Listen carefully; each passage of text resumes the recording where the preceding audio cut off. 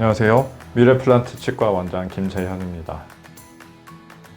오늘 여러분들과 같이 보실 것은 임플란트 하고 나서 문제가 생기는 것 중에 서서히 그리고 시간이 지나면 치명적인 임플란트 주위염에 대해서 알려드리려고 합니다. 임플란트 주위염이 뭐냐? 말 그대로 임플란트 주위에 염증이 생기는 거예요. 임플란트를 보면 뼈 안에 들어가 있는 구조물과 뼈랑 여기 머리 씹는 면 여기를 연결해주는 기둥, 이렇게 세 가지 구조물로 크게 나눌 수 있는데요. 이게 정상적인 거고, 근데 임플란트 주변에도 치태랑 치석이 끼고 씹는 힘이 과도하다든지 기타 여러 가지 문제에 의해서, 대표적으로는 치석이 주 원인이긴 합니다만, 이렇게 치석이 내 치아처럼 똑같이 치석이 잇몸 속으로 들어가서 생기게 돼요. 점점점 밑으로 파고들면 염증이 생기고, 염증 때문에 뼈가 녹고, 근데 이게 일정 정도 지날 때까지 잘 모릅니다. 어느 날 그냥 잇몸에서 피가 나는 것 같네, 그 정도 했다가 또 괜찮았다가, 그러면서 서서히 진행하게 되고, 어느 날 보면 겉으로 보기에는 괜찮은 것 같은데 여기서 자꾸 뭔가 고름 같은 게 나오고 맛도 조금 이상한 것이 나왔다가 괜찮았다가, 이게 항상 그렇지 않아요. 괜찮았다가 뭔가 좀 이상했다가 피났다가 하면서 몇 년씩 시간이 지나게 됩니다.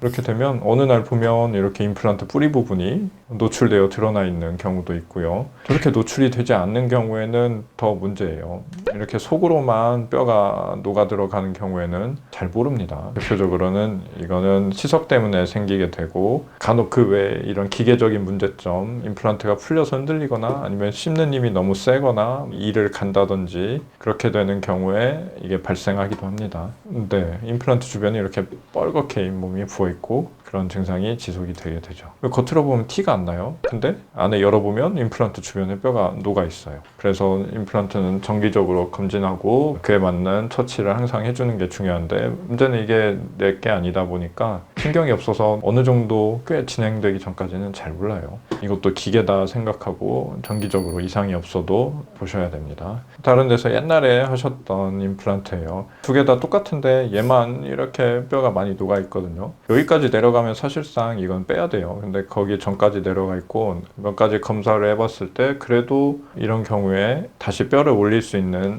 조건이 몇 개가 있는데 거기에 해당이 된다고 판단을 해서 임플란트 주변에 뼈를 다시 올리는 수술을 한 거예요. 여기 보통 표면이 오염되어 있기 때문에 이 사진에 크게 보이진 않지만 이 정도 조금 보이네요. 여기 안을 깨끗하게 다 염증 조직 다 제거하고 표면도 깨끗하게 하고 한 다음에 다시 뼈를 일정 부분 채워서 이거를 회복을 시키는 거예요. 다 회복되진 않습니다. 나사산 여기 하나, 둘, 셋 뭐 그 정도나 조금씩 차요. 이렇게 뼈를 넣어놓고 내 생활 습관이 개선이 돼야 돼요. 생활 습관이 똑같으면 똑같이 또 치석이 금방 생기고 넣어놨던 뼈가 다 무너져 버려요. 그래서 의미가 없기 때문에 항상 습관을 꼭 바꾸셔야 된다고, 시간 칫솔 쓰시고 항상 매 식후에 양치하시고, 처음에 이거를 남겨놓고 1차적으로 밑에 뼈를 조금 넣었어요. 보통 옛날에는 그렇게 했는데 요즘에는 만들어진 뼈를 많이 이용하죠.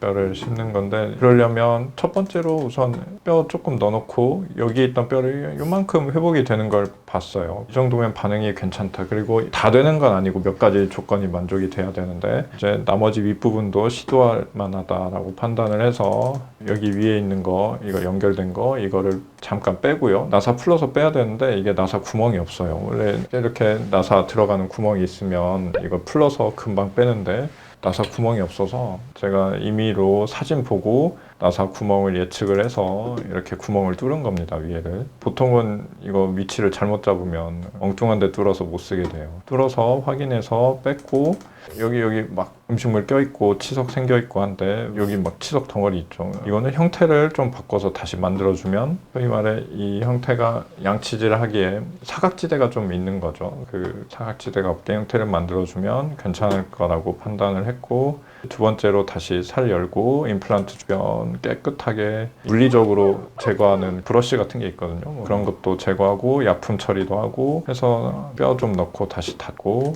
뼈를 다시 여기까지 올려놨어요. 근데 이게 다 되진 않고 아마 조금 녹을 겁니다. 아무래도 외부 환경에 노출되어 있는 데는 녹고 요쯤 되지 않을까 예상을 하고 있습니다. 근데 1차적으로 일단 뼈가 이쪽이 많이 됐기 때문에 사실 이렇게까지 되는 경우는 정말 조건이 좋아야 돼요. 다행인 거죠. 아마 이 정도까지는 회복이 되지 않을까라고 생각을 하고 있습니다. 여기까지 정말 회복이 다 되면 정말 모든 조건이 다 맞아 떨어졌을 때라고 할 수 있겠고, 이거는 이제 조건이 있어요. 임플란트 주변으로 이렇게 약간 계곡처럼 쭉 내려가 있는 경우는 괜찮은데 뼈가 다 전체적으로 내려가면 현실적으로 어렵고, 뭔가 이렇게 통처럼 담아 놓을 수 있으면 좋아요. 나머지 뼈들이 좀 남아 있으면 괜찮고, 그냥 완전히 다 녹아버리면 현실적으로 어려워요. 일단은 이렇게 모양 자체를 좀 더 관리하기 편한 형태로 만들어주는 게 좋겠고요. 그래서 딱 만들어져 온 거를 입안에 넣고 어떻게 보면 커스터마이징이라고 할 수 있죠. 그 형태에 맞춰서 조금 다 맞춰줘야 돼요. 그리고 마지막으로 완전히 붙이기 전에 임시로 쓸 때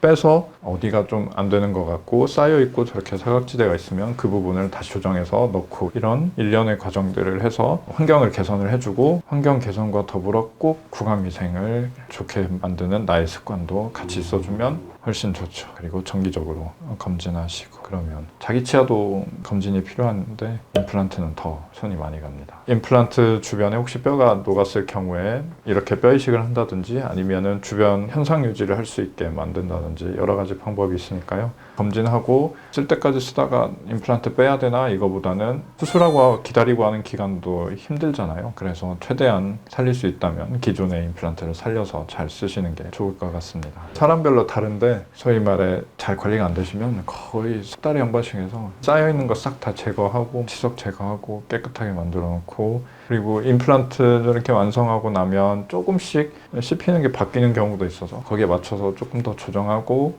사람마다 좀 다릅니다. 거기에 맞춰서 1년 주기 아니면 3개월 주기 이런 식으로 차이가 나요. 뭐든지 잘 관리하면 오래 쓰는 것 같습니다. 이렇게 해서 임플란트 주변에 염증이 생겼을 때 어떻게 하는지에 대해서 알아보았고요. 그래서 주변에 양치할 때 피가 난다, 내지는 가끔씩 잇몸이 들뜨는 느낌이 났다가 이상한 맛이 난다, 임플란트 주변에서 그런 것들이 느껴질 때는 치과에 방문 날이 아니어도 가서 한번 점검을 받아보시는 게 좋겠습니다. 또 시간이 지나면 괜찮은 듯 보이거든요. 그러면 실제 증상보다 조금 작게 눈에 보여지기 때문에 가끔 간과하는 경우도 있으니까 증상이 나왔을 때 보시는 게 좋을 것 같습니다. 이상 미래플란트 치과 원장 김채현이었습니다. 감사합니다.